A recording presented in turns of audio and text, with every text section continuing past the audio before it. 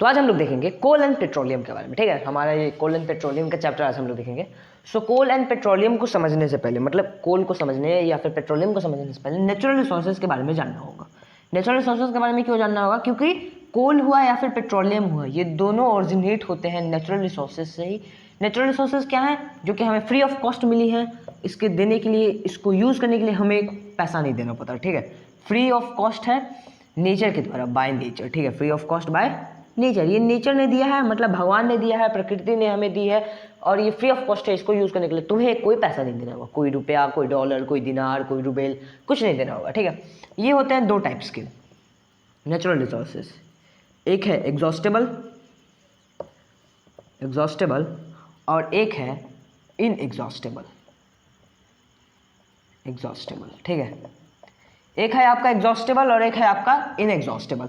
Exhaustible natural resources सब जानते हैं, बचपन से ही पढ़ते आ रहे हैं। एग्जॉस्टेबल नेचुरल रिसोर्सेज क्या है? जो कि एक दिन पूरी तरीके से खत्म हो जाएंगे, ठीक है, एक दिन खत्म हो जाएंगे। इनएग्जॉस्टेबल जो कि खत्म नहीं होने वाले, हमेशा रहेंगे, आज हैं, कल थे, आज हैं और आगे भी रहेंगे। लेकिन ये कल थे, आज है, आगे नहीं रहेंगे, ठीक है। एग्जॉस्टेबल कल थे, आज हैं, लेकिन आगे नहीं रहेंगे, और ये कल थे, आज भी हैं और आगे भी रहेंगे। एग्जाम्पल के रूप में हम इसमें ले सकते हैं आपका एग्जॉस्टेबल में आपका हो गया, फॉरेस्ट आप ले सकते हो, फॉरेस्ट आपका हो गया। उसके बाद आपका एक हो गया मिनरल्स, और जो कि जिससे कि ये कोल आपका आता है वो हो गया फॉसिल फ्यूल, जिस पे हम लोग आज मेन फोकस करने वाले हैं, फॉसिल फ्यूल। क्योंकि फॉरेस्ट हो गया, इस पे क्या फोकस करना, मिनरल्स पे, इस पे ये आ जाते चल जाते हैं। ये फॉरेस्ट हमारा हम लोग देख रहे हैं, उससे क्या क्या चीज़ें मिलती है सब तो हम लोग जानते हैं। इन एग्जॉस्टेबल में आपका आता है क्या? सो विंड हो गया, कभी खत्म होने वाला है? कितना भी यूज़ कर लो नहीं होने वाला है। सनलाइट हो गया, कभी नहीं खत्म होने वाला, ठीक है। जब तक कि सन है तब तक कि सन, जब तक सन है तब तक सनलाइट है। जिस दिन सन गया उस दिन सनलाइट जाएगा, ठीक है। तो विंड हो गया, सनलाइट हो गया। फिर आपका वाटर हो गया, वाटर भी बहुत ही बड़ी मात्रा में है, वो भी कभी खत्म नहीं होने वाला। लेकिन हम लोग क्यों कहते हैं कि वाटर को सही से उपयोग करो? क्योंकि देखो वाटर पूरा का पूरा आप लोग गंदा करते जाओगे, फिर वो गंदा पानी को आप लोग कैसे यूज़ करोगे, ठीक है। गंदा पानी को आप लोग कैसे यूज़ करोगे? इसी के लिए कहा जाता है कि वाटर को आप लोग सेव करो, और जो गंदे पानी उसको भी आप लोग सही से यूटिलाइज करना सीखो, उसे रिफाइन करो, उसे सही बनाओ। और हम जानते भी हैं कि गंदे पानी को कैसे सही किया जाता है, ठीक है, ये भी आप लोग जानते हैं। उसमें बहुत से उसके प्रक्रिया होती है जिसके द्वारा हम लोग गंदे पानी को सही में कन्वर्ट कर सकते हैं। सो इसमें हम लोग मेन फोकस करने वाले हैं फॉसिल फ्यूल्स पे, ठीक है। क्योंकि फॉसिल फ्यूल से ही बनता है क्या? तो कोल हो गया या फिर पेट्रोलियम, ये सब निकलता है फॉसिल फ्यूल से ही। सो उसी पे ये हमारा मेन चैप्टर होगा, फॉसिल। ये फॉसिल फ्यूल को पहले हम लोग थोड़ा सा देख लेंगे, उसके बाद कोल एंड पेट्रोलियम के भीतर घुसेंगे। So let's start.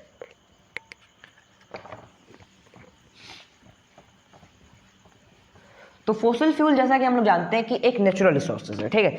तो फॉसिल फ्यूल को 3 भागों में बांटा गया है। कौन कौन से 3 भाग? फॉसिल फ्यूल को हमने 3 भागों में बांटा है। पहला है कोल, दूसरा है आपका पेट्रोलियम, जिसको कि आप क्रूड ऑयल भी बोलते हो, क्रूड ऑयल, और तीसरा है आपका नेचुरल गैस। इसे किस आधार पे हमने बांटा है? जैसे कि हम मेटल के केस में देखते हैं कि उसे 2 चीज़ों के आधार पर बांटा गया है, फिजिकल प्रॉपर्टीज, केमिकल प्रॉपर्टीज। इन्हें किस आधार पे हमने बांटा? सो इन्हें इनके कंपोनेंट्स के आधार पे बांटा है, ठीक है। कंपोनेंट्स कि इनके अंदर कितना कार्बन है, कोई भी गैस, जैसे कार्बन हो गया, हाइड्रोजन हो गया, मीथेन हो गया, इनके अंदर कितना है। फॉर एग्जाम्पल कि कोल के अंदर बहुत ही ज़्यादा मात्रा में होते हैं कार्बन, पेट्रोलियम के अंदर बहुत ही ज़्यादा मात्रा में होते हैं हाइड्रोकार्बन। हाइड्रोकार्बन क्या होता है? जिसमें हाइड्रोजन और कार्बन दोनों हो। नेचुरल गैस में बहुत ही ज़्यादा मात्रा में होते हैं मीथेन, ठीक है। सो इन गैसेस के मिक्सचर के आधार पे ही फॉसिल फ्यूल को 3 भाग में बांटा गया। पहला है कोल, दूसरा है पेट्रोलियम और तीसरा है नेचुरल गैस। सो इन तीनों को हम लोग देखेंगे 1 बाय 1। पहले हम लोग देखते हैं कोल को। सो कोल कैसे हुआ, कोल का जन्म कैसे हुआ, इसको हम लोग देखते हैं। सो कोल का जन्म हुआ कार्निफेरस पीरियड के टाइम पे। किस पीरियड के टाइम पे? कार्निफेरस पीरियड के टाइम पे। देखते हैं उसको। कोल का आपका जन्म होता है कार्निफेरस पीरियड के टाइम पे, जिस टाइम पे सारे के सारे जो प्लांट्स थे, एनिमल्स थे, ठीक है, वो सब मर गए और नीचे जमीन में दब गए। क्या हुआ? सब मर गए, नीचे बेचारे जमीन में दब गए। और दबने के बाद उन्होंने दबने के बाद हाई प्रेशर के अंदर, हाई टेम्परेचर के अंदर उन्होंने एक बहुत ही बड़ा लेयर, एक थिक लेयर बनाया, जिसको कि हम लोग कहते हैं पीट। क्या कहते हैं? पीट। ये क्या होता है? Thick layer. ये है क्या? थिक लेयर ऑफ क्या? Dead animals and plants. Dead animals नहीं, हम ऑर्गेनिजम्स बोले तो ज़्यादा सही होगा, क्योंकि एनिमल्स हुआ या फिर प्लांट्स हुआ, ये सब ऑर्गेनिजम्स ही हैं। डेड ऑर्गेनिजम्स एंड प्लांट्स में हम लोग बोल सकते हैं एंड प्लांट्स, क्योंकि अगर सिर्फ एनिमल और प्लांट्स हम लोग उसको क्लासीफाई कर दें तो उसमें सिर्फ एनिमल प्लांट आएगी, बाकी सारी चीज़ें जो हैं वो सारी चीज़ें छूट जाएंगी। सो इसको ऑर्गेनिजम्स बोलना सही होगा, ठीक है। कि thick layer of dead organisms and plants. Dead organisms, जिंदा हुए नहीं, जो कि डेड हो चुके हैं, ठीक है, वो उन्होंने फॉर्म किया पीट, PEAT, ठीक है, पीट उन्होंने फॉर्म किया। और ये पीट, ठीक है, उसके बाद ये पीट क्या हुआ? पीट एक हाई टेम्परेचर के अंदर, पीट भी हमें एक टेम्परेचर के अंदर, इसका भी एक हाई टेम्परेचर के अंदर पीट फॉर्म हुआ, ठीक है, डेड एनिमल्स और प्लांट्स का पीट फॉर्म हुआ। हाई टेम्परेचर के अंदर इन्होंने एक थिक लेयर बनाया, ठीक है, जो कि एकदम सब इक्वल था, और उन्होंने पीट फॉर्म किया। लेकिन पीट भी एक हाई टेम्परेचर के अंदर गया और उसने क्या बनाया? कोल। उसने बनाया और भी डिफरेंट टाइप्स के, वो और भी भीतर गया और उसने ये आखिरकार बनाया हमारा प्यारा सा कोल। क्या बनाया? कोल। समझ में आया? कोल, जो कि मेनली कंसिस्ट करता है कार्बन को। क्या किसको कंसिस्ट करता है? कार्बन को कोल मेनली कंसिस्ट करता है। नाम से ही पता चलता है कि मेनली वो कार्बन को कंसिस्ट करता है। पीट एक हाई टेम्परेचर के अंदर ये कोल फॉर्म करता है। किसका टेम्परेचर के अंदर? हाई टेम्परेचर के अंदर, ठीक है। इसके अंदर बहुत से प्रोसेस आते हैं। पीट कुछ समय बाद आपका अलग अलग टाइप्स के कोल बन जाते हैं, जैसे कि बिट्यूमेन, एंथ्रासाइड और फिर ब्यूटिमिनस, ये सारे अलग अलग टाइप के, लिग्नाइट, ये सारे अलग अलग टाइप के आपके कोल बनते हैं, ठीक है। पीट के बाद ये सब कोल बनते हैं और वो सब मिल के इस कोल को जन्म देते हैं, ठीक है, सब मिल के कोल बनाते हैं, जिसमें मेनली आपका होता है, कोल में मेनली आपका कंपोजिशन होता है मेनली कार्बन का, ठीक है। किसका मेनली कंपोजिशन होता है? कार्बन का। उसके बाद एक और चीज़, कार्बोनाइजेशन आपने सुना होगा। कार्बोनाइजेशन ये कुछ नहीं है, ये है आपका इन डेड प्लांट्स का, ठीक है, ये dead plants, the process of dead plants and organisms to becoming in coal, ठीक है। कोल में इनको फॉर्म होने में जितना टाइम लगे, जो कि इनका प्रोसेस होता है, उसी को हम लोग कहते हैं कार्बोनाइजेशन। क्या कहते हैं? कार्बोनाइजेशन। इसको आप लोग लिख लो कि द प्रोसेस, मैं आपको लिख ही देता हूँ। द प्रोसेस क्या है? The process of dead organisms and plants to become कोल।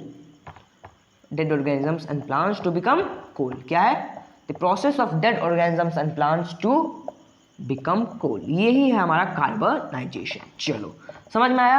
अब हम लोग देखते हैं कि कोल के, जैसे कि अभी मैंने बोला कि पीट के बाद लिग्नाइट, ब्यूटिमिनस, एंथ्रासाइड, ये सारी चीज़ें फॉर्म होती है, ठीक है। तो उसको हम लोग देखते हैं ये सारी चीज़ें हैं क्या और फॉर्म कैसे होती है, ठीक है। सो लेट्स स्टार्ट।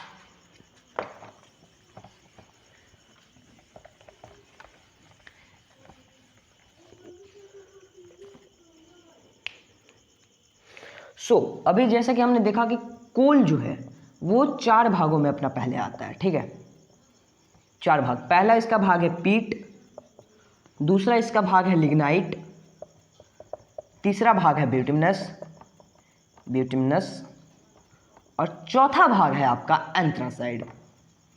अब इन्हें इन चारों भागों में किस बेसिस पे क्लासिफाई किया गया? हमने फॉसिल फ्यूल को देखा कि उसके कंपोनेंट्स के बेसिस पे क्लासिफाई किया गया। मेटल्स में देखा कि हाँ उसको भी अपने प्रॉपर्टीज के बेसिस पे क्लासिफाई किया गया। कोल में किस बेसिस पे? कोल में भी सेम कहानी है। इसके कंपोनेंट्स, कार्बन के कंपोनेंट्स, कौन कितना ज़्यादा कार्बन रखता है, ठीक है। सो पीट जो है इसके पास सबसे लीस्ट अमाउंट ऑफ कार्बन होता है। क्या है?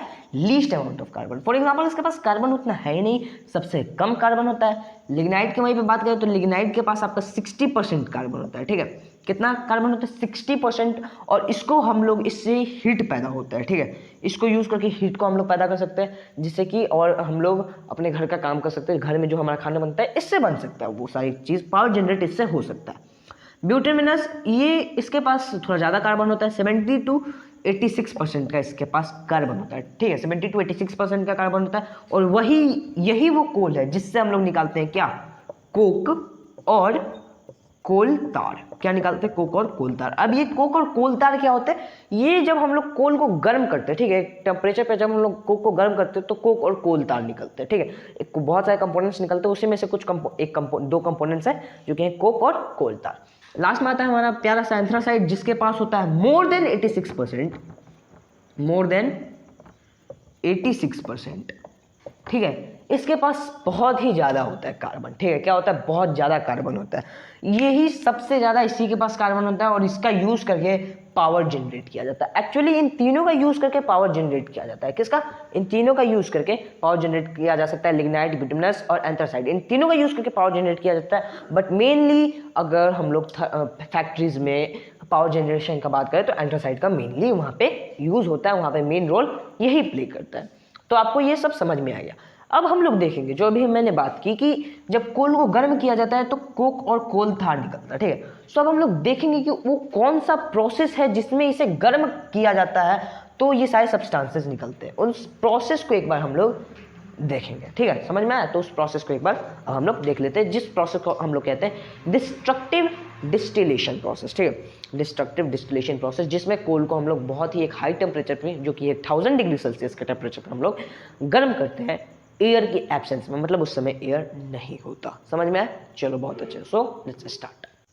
तो अब देखते हैं डिस्ट्रक्टिव डिस्टिलेशन के बारे में। ठीक है, हमने अभी बात की अभी डिस्ट्रक्टिव डिस्टिलेशन। ये क्या है, जब आप कोल को हीट करते हो, किसको हीट करते हो, कोल को जब आप हीट करते हो तो डिस्ट्रक्टिव डिस्टिलेशन होता है। कोल को मान लो आपने हीट किया, कोल को आप जब 1000 डिग्री सेल्सियस पे हीट करते हो, कितने डिग्री सेल्सियस पे, 1000 डिग्री सेल्सियस पे हीट करते हो in absence of air, air के एब्सेंस में। ऑब्वियस सी बात है, हीट कर रहे हो in absence of air, air के एब्सेंस में जब आप लोग हीट करते हो, ऑब्वियस सी बात है कि ऑक्सीजन होना चाहिए तभी तो वो हीट हो पाएगा। ठीक है, सो लेकिन बाकी सारी चीज़ें नहीं होती, वो आप हीट कर रहे हो तो वहाँ पे तो एयर है ही, लेकिन जो हीट हो रहा है उसमें एयर नहीं है। ठीक है, तो in absence of air 1000 degree के सेल्सियस के टेम्परेचर पे अगर आप हीट करते हो, ठीक है, अगर आप हीट करते हो, सो क्या क्या प्रोडक्ट्स निकलते हैं। एक प्रोडक्ट निकलता है आपका कोक, एक हो गया आपका कोल गैस, एक हो गया आपका कोल तार, और एक हो गया आपका एल्यूमिनल लिकर। ठीक है, एल्यूमिनल लिकर, ये 4 प्रोडक्ट्स, मेन 4 प्रोडक्ट्स आपके निकलते हैं। कौन कौन से, कोक, कोल गैस, कोल तार और एल्यूमिनल लिकर। ठीक है, अब ये क्या है इसको पहले देखते हैं। सो कोक जो है ये एक सॉलिड रेसिड्यू है जो कि बन जाता है कब, जब इसको हीट करते हैं तो ये सॉलिड रेसिड्यू फॉर्म होता है। इसका बहुत सारे इसका यूजेस हैं। ठीक है, इस जिसको हम लोग अभी थोड़ी देर में देखेंगे। उसके बाद आपका आता है कोल तार, ये एक लिक्विड फॉर्म में होता है। ठीक है, किस फॉर्म में होता है, लिक्विड फॉर्म में होता है। ये आपका कोल तार जो है वो आपको लिक्विड फॉर्म में होता है। इसके भी बहुत सारे यूजेस हैं, इंडस्ट्रियल यूजेस इसके बहुत सारे हैं। उसके बाद आपका आता है कोल गैस। ये मिक्सचर होता है, किस चीज़ों का, आपका हो गया हाइड्रोजन, नाइट्रोजन, कार्बन मोनोक्साइड। ये कार्बन डाइऑक्साइड तो सुना था, कार्बन मोनोक्साइड क्या है। सो कार्बन डाइऑक्साइड में 2 एटम्स होते हैं ऑक्सीजन के, कार्बन मोनोक्साइड में सिर्फ 1 एटम्स होते हैं ऑक्सीजन के, इसी के लिए इसका नाम है कार्बन मोनोक्साइड। ठीक है, और फिर उसके ये कोल गैस यहीं पे आपका ख़त्म कर दो। और एल्यूमिनल लिकर,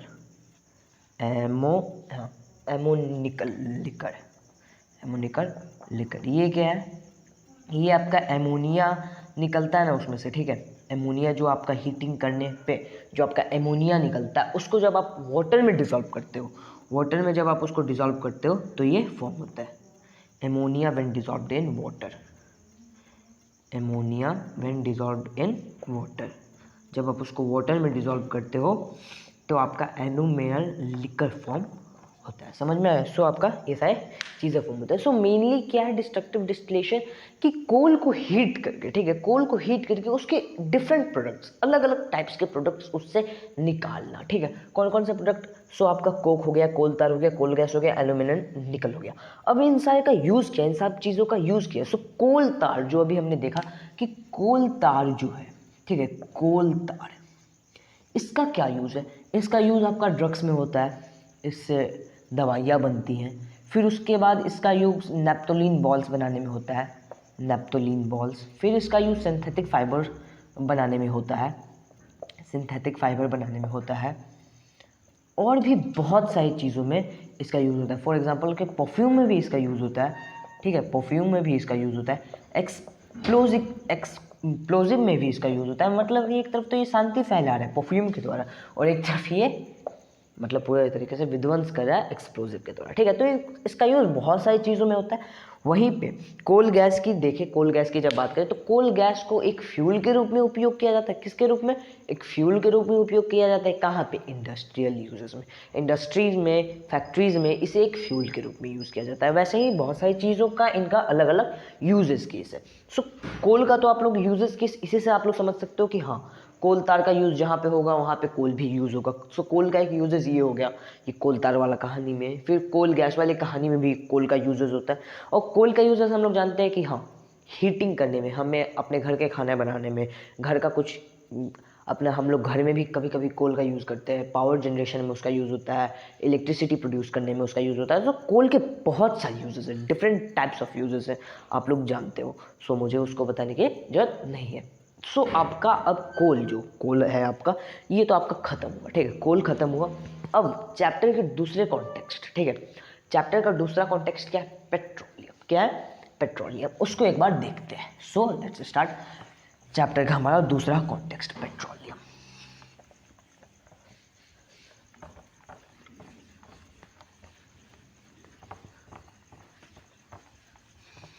सो पेट्रोलियम जो है आपका, पेट्रोलियम फॉर्म उसी तरीके से होता है जिस तरीके से आपका ये कोल फॉर्म होता है, एकदम उसी तरीके का सेम टू सेम प्रोसेस आप लोग कह सकते हो।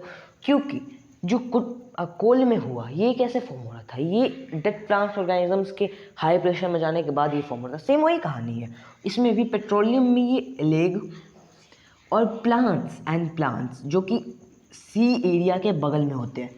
कहाँ पे होते हैं? सी एरिया के बगल में। वो जब स्वेलो हो जाते हैं, जब वो नीचे चल जाते हैं, सेलो हो जाते हैं, तो वो मर जाते हैं और स्वेलो हो जाते हैं, और उसके बाद फॉर्म होता है आपका पेट्रोलियम। हाई टेम्परेचर में आपका होता है फॉर्म पेट्रोलियम, ठीक है। ये कोई लोअर टेम्परेचर में आपका ये फॉर्म नहीं होता, एक हाई टेम्परेचर में आपका ये महान पेट्रोलियम फॉर्म होता है। समझ में आया? तो आपका ये पेट्रोलियम फॉर्म होता है। पेट्रोलियम जो है ये कंसिस्ट करता है हाइड्रोकार्बन, मतलब कि इसके अंदर हाइड्रोजन और कार्बन दोनों है, ठीक है। पेट्रोलियम से बहुत सारे प्रोडक्ट्स निकाले जा सकते हैं। फॉर एग्जांपल आपका पेट्रोल निकल सकता है, आपका डीजल निकल सकता है, आपका एलपीजी गैस, एलपीजी जो हम लोग लगाते हैं, यूज़ करते हैं, वो निकल सकता है, और भी बहुत सारी चीज़, ठीक है। और भी बहुत सारी चीज़ हम लोग पेट्रोलियम से निकाल सकते हैं। पेट्रोलियम का यूज़ हो करके हम लोग फर्टिलाइज़र्स बनाते हैं, सिंथेटिक फाइबर्स बनाते हैं, फिर उसके बाद इसी का यूज़ करके हम लोग ल्यूब्रिकेंट्स बनाते हैं, ठीक है। और भी बहुत सारी चीज़ें इसका यूज़ करके हम लोग बनाते हैं। सो इसका यूज़ केस कोई एक जगह नहीं है, इसका यूज़ केस बहुत जगह है। सो पेट्रोलियम के बिना, ठीक है, पेट्रोलियम के बिना, कोल के बिना, इन सारी चीज़ों के बिना हम अपने लाइफ को इमेजिन नहीं कर सकते। क्या लाइफ को हम लोग इसके बिना इमेजिन नहीं कर सकते। सो इसका यूज़ हर एक जगह है। अगर आप लोग देखने जाओ तो हर एक जगह इन सारी की सारी चीज़ों का यूज़ इस केस है। सो ये तो अब हमारा हो गया। लेकिन पेट्रोलियम की एक चीज़ मानो, पेट्रोलियम जो है, ठीक है, पेट्रोलियम जो है आपका वो अलग अलग जगहों पे, क्या मतलब अलग अलग जगहों पे अलग अलग जगह मैंने बोला। पेट्रोलियम जो है वो आपका, ये जो पेट्रोलियम, इसमें हर एक चीज़ एक ही साथ आपका मिलता है। जब आप इसको बाहर निकालते हो सो हर एक चीज़ एक ही में आपका, एक ही बॉक्स के अंदर ये सारी की सारी चीज़ें मिलती हैं। सो आपको क्या करना रहता है, उस सारी की सारी चीज़ों को अलग डिफाइन करना होता है, ठीक है। उन सब को डिफाइन करके एक अलग अलग पोर्शन उसका फॉर्म करना होता है। फॉर एग्जांपल कि पेट्रोलियम में ही आपका पेट्रोल भी होता है, डीजल भी होता है, एलपीजी भी होता है, सारी चीज़ें इसी में होती है, केरोसिन भी होता है, सब इसी में होता है ना। सो आपको इसको किसी भी एक मीडियम से बाहर निकालना होता है, ताकि आप पेट्रोल को अलग तरीके से यूज़ कर सको, डीजल को अलग तरीके से यूज़ कर सको, केरोसिन को अलग तरीके से यूज़ कर सको। इसी के लिए उसको हम लोग रिफ़ाइन करते हैं, पेट्रोलियम को हम लोग रिफ़ाइन करते हैं। अब ये जो रिफ़ाइनिंग का प्रोसेस है, क्या रिफ़ाइनिंग का जो प्रोसेस है उसको हम लोग देखेंगे कि वो कैसे होता है, ठीक है। रिफ़ाइनिंग के प्रोसेस को हम लोग देखेंगे। सो लेट्स स्टार्ट। तो हम लोग देखेंगे ये रिफ़ाइन कैसे करते हैं हम लोग पेट्रोलियम को, ठीक है। पेट्रोलियम में से हम लोग अलग अलग उसके सब्सटेंस को कैसे निकालते हैं। सो ये जो पूरा रिफ़ाइनिंग का प्रोसेस होता है, ठीक है, ये सेम होता है कोल के जैसे। कोल को जैसे हम लोग हीट करते हैं, सेम वैसे ही हम लोग पेट्रोलियम को भी हीट करते हैं। अब ये जो इस प्रोसेस को हम लोग कहते हैं फ्रैक्शनल डिस्टिलेशन, उसमें हम लोग कहते थे डिस्टिलेशन, डिस्ट्रक्टिव डिस्टिलेशन, इसमें हम लोग कहते हैं फ्रैक्शनल डिस्टिलेशन। ठीक है, फ्रैक्शनल डिस्टिलेशन क्यों? क्योंकि इसमें एक फ्रैक्शंस के रूप में ये सारे सब्सटेंसेस निकलते हैं, इसके लिए इसको हम लोग कहते हैं फ्रैक्शनल डिस्टिलेशंस। ठीक है, और ये जो सब्सटेंसेस निकलते हैं, ठीक है, ये जो सब्सटेंसेस निकलते हैं इसे हम लोग कहते हैं फ्रैक्शंस। क्या कहते हैं? फ्रैक्शंस। जैसे कि यहाँ पे पेट्रोलियम निकला, यहाँ पे पेट्रोल निकला, यहाँ पे नैप्था निकला, यहाँ पे डीजल निकला, सो इसे हम लोग कहते हैं क्या? सो फ्रैक्शंस। ठीक है, इसे हम लोग फ्रैक्शंस कहते हैं। उसके बाद देखो, जो अलग अलग सब्सटेंस है, जैसे पेट्रोलियम हुआ आपका, पेट्रोल हुआ आपका, डीजल हुआ, ये अलग अलग टेम्परेचर पे अपने कंपोनेंट्स को निकालते हैं। ठीक है, डिफरेंट टेम्परेचर्स पे ये बर्न होते हैं, डिफरेंट टेम्परेचर्स पे। और ये जो इनमें ट्रे लगी हुई है, ठीक है, ये इनमें ट्रे लगी हुई है, आप लोग जैसे देख भी लो, इसमें ये जो ट्रे लगा हुआ है, ये ट्रे में क्या है, ये कंडेंस होता है सब। ठीक है, ये ट्रे में क्या है, ये कंडेंस होता है, ट्रे में ये सारे कंडेंस होता है और फिर वापस वहाँ पे वो ट्रे में इकट्ठा होता है, वहीं से हम लोग इसको निकाल देते हैं। ये डिफरेंट टेम्परेचर्स पे, अभी मैंने बोला भी कि डिफरेंट टेम्परेचर्स पे वो लोग रिएक्ट करते हैं, डिफरेंट टेम्परेचर्स पे। सो जो जिसका टेम्परेचर सबसे हाई होगा, जो कि सबसे हाई टेम्परेचर पे जाकर अपना निकलता होगा बाहर, जो रिएक्ट करता होगा, उसको सबसे बॉटम में रखेंगे, क्योंकि बॉटम में तो सबसे ज़्यादा टेम्परेचर होगा, हायर टेम्परेचर होगा, क्योंकि वहीं से आग जा रहा है ना। और हायर जो सबसे कम टेम्परेचर पर रिएक्ट करता होगा, उसको सबसे हाई पे रखेंगे। हाई पे रखेंगे कि नहीं, क्योंकि वहाँ पे उसको कम टेम्परेचर चाहिए और हायर पे सबसे कम टेम्परेचर जा रहा होगा। सेम वही कैसे कि रेसिड्यू, जिसको सबसे हायर टेम्परेचर चाहिए, उसको हम लोग नीचे रखते हैं, जिसको कि मिनिमम, ठीक है, 300 डिग्री सेल्सियस तक का टेम्परेचर चाहिए, मिनिमम। ठीक है, मिनिमम 350 डिग्री से नीचे तक का टेम्परेचर उसको चाहिए ही चाहिए। ल्यूब्रिकेटिंग ऑयल को निकलने के लिए भी 300 डिग्री के कम तक का टेम्परेचर चाहिए। फ्यूल ऑयल को 250 डिग्री से 400 डिग्री तक का टेम्परेचर चाहिए। डीजल को आपको 235 डिग्री से 300 डिग्री, ठीक है, 235 डिग्री से 300 डिग्री तक का चाहिए। नैप्था को आपको 125 से 175, पेट्रोल को आपको 40 से 200 डिग्री सेल्सियस। अच्छा, ये सारे सेल्सियस में मैंने बताया है। और पेट्रोलियम को आपको मिनिमम, ठीक है, 40 डिग्री तक का उसको टेम्परेचर चाहिए, मिनिमम 40 डिग्री सेल्सियस का। सो देखो, सबसे कम टेम्परेचर पेट्रोलियम गैस को चाहिए 40 डिग्री सेल्सियस का, सबसे ऊपर है वो। क्यों? क्योंकि वहाँ पे टेम्परेचर सबसे कम पहुँच रहा है। अच्छा, इन सब का यूज़ बताओ भाई। ये जो हमारा पेट्रोलियम गैस हुआ, पेट्रोलियम गैस, इसका यूज़ बताओ।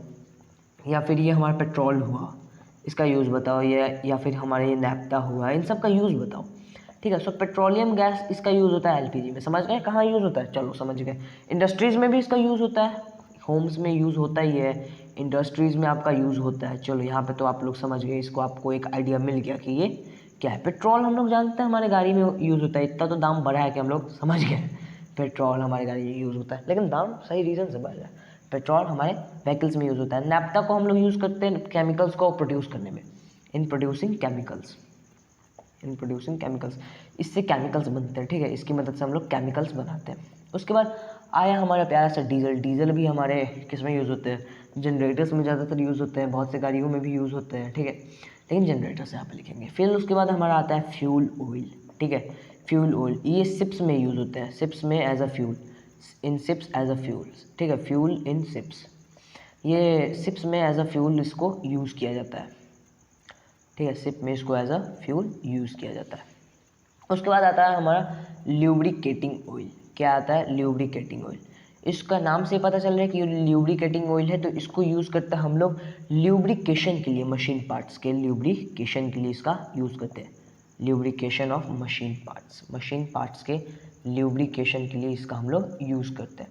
उसके बाद आता है हमारा रेसिड्यू। इससे हम लोग सरफेस करते हैं। ठीक है, रेसिड्यू, सरफेसिंग दी रोड्स, इससे रोड्स को हम लोग सरफेस करते हैं आसानी से, रोड सरफेस होते हैं इससे। अच्छा, रेसिड्यू को जो है हम लोग ब्यूटुमेन कहते हैं, ब्यूटुमेन। हाँ, ब्यूटुमेन इसको कहते हैं। ये नाम आपको याद रखना, ये आपसे कभी भी पूछा जा सकता है, कभी एग्जाम में आपका आ सकता है कि हाँ रेसिड्यू का एक दूसरा नाम पता है ब्यूटुमेन। या फिर आपका ये क्वेश्चन आ सकता है कि ब्यूटुमेन का क्या यूजेस है। सो आप उसको ब्यूटुमिनस से मत कंफ्यूज करना। मैंने हमेशा कंफ्यूज किया है ब्यूटुमिनस से।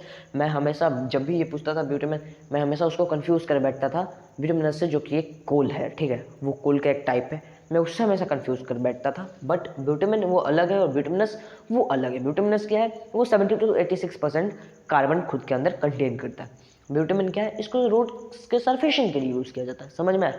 चलो बहुत अच्छे। इसी के साथ ये पेट्रोलियम होता है हमारा समाप्त। क्या होता है समाप्त? हमारा पेट्रोलियम होता है समाप्त। ठीक है, लेकिन अभी हमारा जो नेचुरल गैस है, नेचुरल गैस अभी हमारा बाकी है। अच्छा, पेट्रोलियम में एक और चीज़, जो पेट्रोल होता है आपका, ठीक है, पेट्रोल आपने नाम सुना है, पेट्रोल, गैसोलीन का नाम सुना है आपने, नहीं सुना होगा, अच्छा सुना भी होगा बहुत जगह, आप लोगों में से बहुत लोगों ने सुना होगा, आप में से बहुत लोगों ने नहीं सुना होगा। सो गैसोलीन और पेट्रोल दोनों एक ही चीज़ है, एक ही टर्म है, एक ही चीज़ के दो नाम है, समझ में आए, एक ही चीज़ के दो नाम है। इंडिया में और यूके में, इंडिया, यूके, आयरलैंड, इन सारी जगहों पे हम लोग इसको पेट्रोल बोलते हैं, ठीक है, इस सब्सटेंस को हम लोग पेट्रोल बोलते हैं, इसी के लिए मैंने वहाँ पे गैसोलीन भी लिखा था। सो इन पेट्रोल को हम लोग इंडिया, यूके और आयरलैंड में हम लोग उसको पेट्रोल बोलते हैं, बट वहीं पे यूएस की बात करें, कनाडा की बात करें, वहाँ पे इसको गैसोलीन बोला जाता है। क्या बोला जाता है? गैसोलीन। सो यूके अलग, यूएस अलग, यूके यूएस का शायद ये लड़ाई है और यूएस ने ही तो हमें इंग्लिश सिखाया, इसके लिए हम लोग भी शायद पेट्रोल ही बोलते हैं, ये रीज़न मुझे लगता है। सो देखते हैं आगे।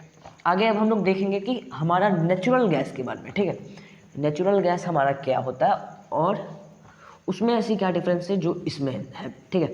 हमने पेट्रोल में देखा कि ये है हाइड्रोकार्बन, कोल में देखा कि वो है आपका कार्बन से बना हुआ, वो टोटल कार्बन है, और पेट्रोलियम आपका टोटल हाइड्रोकार्बन है, ठीक है, पेट्रोलियम आपका हाइड्रोकार्बन है और ये कोल आपका कार्बन है। नेचुरल गैस में क्या है दोस्त, इसको देखते हैं एक बार, ओके। नेचुरल गैस एक बार देखते हैं आपका क्या है। नेचुरल गैस, नेचुरल गैस जो है ये आपको क्रस्ट के ऊपर, क्रस्ट के नीचे मिलता है, ठीक है, क्रस्ट मतलब जो कि एक अर्थ का लेयर है उसके नीचे मिलता है, बट पेट्रोलियम से ऊपर होता है, पेट्रोलियम के लेयर से ऊपर होता है, पेट्रोलियम के लेयर से ऊपर होता है। मैंने इसको पता नहीं किस तरीके से आपको डिफाइन किया, बट ये क्रस्ट के नीचे पेट्रोलियम के लेयर से ऊपर होता है, ठीक है। और ये जो नेचुरल गैस है ये एक कलरलेस गैस है, मतलब इसके पास कोई कलर नहीं है, और ये एक ऑडरलेस भी गैस है। ऑडर क्या होता है? ऑडरलेस गैस मतलब कि इसके पास अपनी कोई गंध नहीं है, मतलब कि गंध नहीं है, समझ सकते हो कि इसकी कोई महक नहीं है, ठीक है, इसकी कोई महक नहीं है, इसके पास अपनी कोई गंध नहीं है, ये महकता नहीं है हमें, ठीक है, जैसे बाकी सारे सब्सटेंसेस हमें महकते हैं, ये नहीं महकता है। और इसको एक अच्छा खासा हम लोग इसको क्या कहते हैं, एक ऑडर देने के लिए, एक गंध देने के लिए इसको हम लोग प्रोवाइड करते हैं, इसको एक केमिकल से हम लोग मिलाते हैं। किससे मिलाते हैं? केमिकल से मिलाते हैं, ताकि इसको एक गंध मिले, और उसी का यूज़ होता है, ठीक है, उसी की वजह से हम लोग यूज़ कर भी पाते हैं। किसका? देखो, इसको गंध मिलता है, उसी की वजह से हम लोग इसको पहचान पाते हैं कि पाइप में, ठीक है, पाइप हो गया, स्टोरेज हो गया, उसमें कहीं लीकेज तो नहीं है, उसी की वजह से हम लोग पहचान भी पाते हैं। अगर वो गंध नहीं होता तो नहीं पहचान पाते। अच्छा, कैसे पहचानते हैं? गंध की वजह से हम लोग कैसे पहचान सकते हैं कि पाइप में लीकेज है या फिर नहीं है? सो आपके यहाँ पे जो LPG आता है, वहाँ पे अगर कोई लीकेज होता है आपके पाइप में, तो आपको वो गंध आप उसको गंध को सूंघते हो या नहीं? सूंघते हो ना, कि हाँ यहाँ से गंध आ रही है तो यहाँ पे होगा लीकेज, और आप उसको देखते हो, सेम वही केस है, जहाँ से गंध आ रही है वहाँ पे लीकेज है, सिंपल सा केस है, सिंपल सा फंडा है, समझ में आया? अच्छा, नेचुरल गैस का यूज़ कहाँ होता है? होम्स में होता था पहले, होम्स में, ठीक है, ये लाइटनिंग फ्यूल के रूप में यूज़ होता है, लाइटनिंग फ्यूल के रूप में होम्स में आज भी यूज़ होता है, लाइटनिंग फ्यूल के रूप में यूज़ होता है। अच्छा, नेचुरल गैस में डिफरेंस क्या है? मैंने जो अभी बात कर रहे थे हम लोग कि नेचुरल गैस का डिफरेंस क्या है पेट्रोलियम से। सो डिफरेंस ये है कि इसके अंदर बहुत ही बड़े अमाउंट में है मीथेन। अच्छा, जब इसका बात आता है कि इसके अंदर बहुत ही बड़े अमाउंट में मीथेन है, तुम्हें याद आता है, अरे मीथेन का तो केमिकल फॉर्मूला CH4 है, CH4 है, मतलब कि ये एक हाइड्रोकार्बन है। क्या है? हाइड्रोकार्बन है। क्यों? क्योंकि इसके अंदर हाइड्रोजन है और कार्बन दोनों है। सो मीथेन तो एक हाइड्रोकार्बन है, फिर ये कैसे नेचुरल गैस एकदम डिफरेंट हो गया? हाइड्रोकार्बन एक डिफरेंट हो गया, ये क्या हुआ भाई? सो डिफरेंस कैसे हुआ? सो देखो, डिफरेंस ऐसे हुआ कि ये एक और चीज़ जो कि मैं बताना आपको भूल गया, कि ये एयर से भी एकदम लाइटर होता है, ठीक है, ये एयर से भी एकदम हल्का होता है, इसका वेट एयर से भी हल्का होता है। सो एक डिफरेंस तो आपको यहाँ पे मिल गया। दूसरा डिफरेंस की कलरलेस ऑडरलेस गैस होता है, बाद में ना हम इसमें जोड़ते हैं एक केमिकल, ठीक है। अच्छा, वो जो केमिकल हम लोग जोड़ते हैं जिससे कि इसको एक गंध मिलता है, वो गंध एकदम सिमिलर होता है एक सड़े हुए अंडे के मुकाबले, ठीक है, एक सड़ा हुआ अंडे के मुकाबले वो गंध होता है। सो आप लोग एक सड़े हुए अंडे को सूंघ लेना और पता चल जाएगा कि कैसा गंध होता है इस नेचुरल गैस का। सो ये दो डिफरेंस हो गए, ठीक है, दो डिफरेंस हो गए। और इसमें लार्ज अमाउंट में सिर्फ मीथेन है। क्या है? लार्ज अमाउंट में वनली मीथेन, और कोई दूसरा गैस नहीं है, वनली मीथेन। मीथेन के अलावा कोई दूसरा गैस को उसने बोला नहीं, मैं नहीं रखूँगा किसी दूसरे गैस को, मुझे चाहिए वनली मीथेन एंड मीथेन, ठीक है। सो उसने सिर्फ मीथेन को लिया है, और किसी दूसरे गैस है उसके पास, लेकिन बहुत ही बड़े अमाउंट में उसके पास मीथेन है। सेम वही केस की कोल के साथ, कोल के पास भी दूसरे गैसेस हैं, बट एक बहुत बड़ी मात्रा में, बहुत बड़े अमाउंट में उसके पास है कार्बन, और कार्बन बाकी पे भारी पड़ रहा है, इसके लिए कोल अपनी एक अलग पहचान बना रहा है, ठीक है। एक बड़ी मात्रा होने के कारण ये कहानी हो रही है, इसी के वजह से इसके पास भी एक बड़ी मात्रा है और इसी की वजह से हमने भी इसे एक अलग कैटेगरी दी है। चलो ये तो समझ में आया। अच्छा, पेट्रोकेमिकल्स का नाम सुना है आपने, उसको अब हम लोग देखेंगे, नहीं सुना तो हम लोग देख लेते हैं। पेट्रोकेमिकल्स क्या होते हैं, आपका हो गया पेट्रोकेमिकल्स। ये क्या होते हैं, ये केमिकल्स होते हैं, नाम से पता चल रहा है केमिकल्स होते हैं, और ये ड्राइव हुए होते हैं, केमिकल्स ड्राइव्ड फ्रॉम, ठीक है, ड्राइव हुए होते हैं किससे, पेट्रोलियम से, ड्राइव्ड फ्रॉम, यहाँ पे फ्रॉम लिख देता हूँ, from petroleum and natural gas, ठीक है, ये पेट्रोलियम और नेचुरल गैस से ड्राइव हुए होते हैं। अच्छा, इसको देखने से पहले नेचुरल गैस का एक यूजेस देख लेता हूँ। यूजेस, नेचुरल गैस का यूजेस सीएनजी में होता है आपका यूज़, ठीक है, घर में आपका खाना पकाने के लिए यूज़ होता है।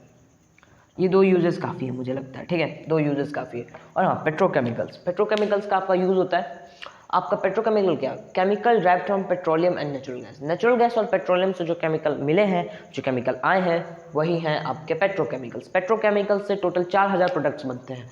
क्या है,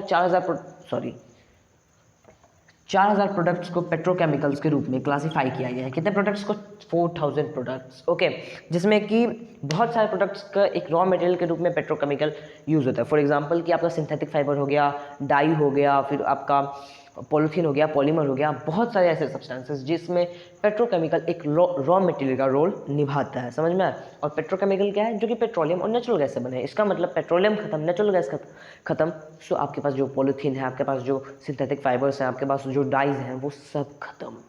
सो मतलब सोचो कि कितना बड़ा रोल निभा रहा है आपकी इस पूरी लाइफ में, एक बहुत ही बड़ा रोल आपके लाइफ में निभाता है, समझ में आया। चलो बहुत अच्छा। अच्छा, एक इंटरेस्टिंग फैक्ट आपको बताता हूँ ड्राई क्लीनिंग के बारे में। ड्राई क्लीनिंग का नाम ड्राई क्लीनिंग क्यों है, जानते हो?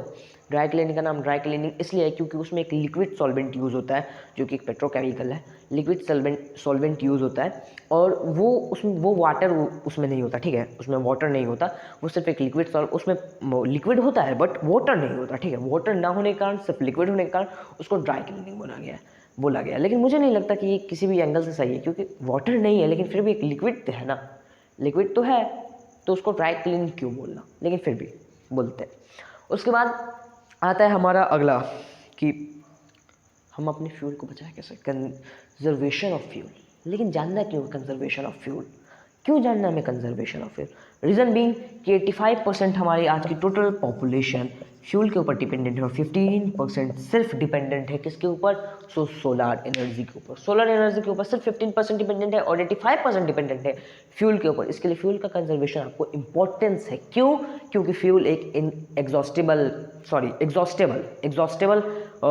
माल है, जो कि एक दिन खत्म हो जाएगा। एग्जॉस्टेबल माल है, एक दिन खत्म हो जाने वाला है। आज कल था, आज है, आगे नहीं रहेगा, ठीक है। कल था, आज है, आगे नहीं रहने वाला। इसके लिए उसको कंजर्व करना जरूरी है, क्योंकि अगर एक दिन खत्म हो जाएगा तो फिर क्या यूज़ करोगे तुम? सो उसको कंजर्व करना जरूरी है। कैसे कंजर्व कर सकते हो? इलेक्ट्रिसिटी कम यूज़ करो। कैसे यूज़ करें इलेक्ट्रिसिटी कम? एलईडी बल्ब्स का यूज़ करो। 100 वॉट का बल्ब का यूज़ करने की जगह तुम 9 वॉट, 8 वॉट, 10 वॉट का बल्ब यूज़ कर सकते हो। ऐसी ही बहुत सारी चीज़ें हैं। सो इसी के साथ ये जो आपका चैप्टर होता है, ठीक है, कोल एंड पेट्रोलियम का, ये होता है समाप्त। सो अगले ही ऐसे चैप्टर के लिए please like, share and subscribe. तब मिलते हैं अगले वीडियो में, तब तक के लिए टाटा बाय बाय।